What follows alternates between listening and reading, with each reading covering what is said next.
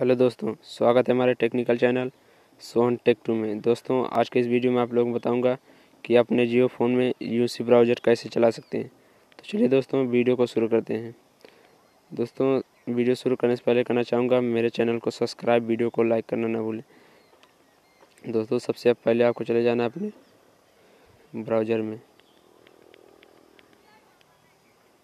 Browser में जाने के बाद आपको लिखना है 9 apps online.com।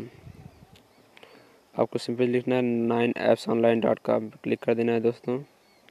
क्लिक करने के बाद दोस्तों आपको चले आना है इस पे 9appsplay.com, इस पर क्लिक कर देना है। इस पर क्लिक करने के बाद दोस्तों आपको सिंपली से नीचे चले आना है।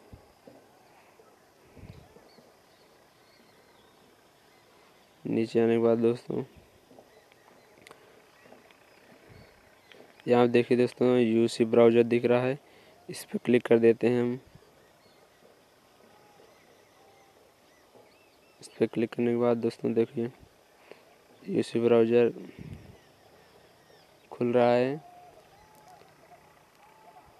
दोस्तों ओपन हो चुका है यूसी ब्राउज़र। दोस्तों हम हम इस पर खुद क्रिकेट के बारे में न्यूज़ पढ़ते हैं। देखिए दोस्तों ओपन हो चुका है। ये देखिए दोस्तों, आप टेक्निकल के बारे में न्यूज़ पढ़ना चाहते हैं तो यहाँ से पढ़ सकते हैं।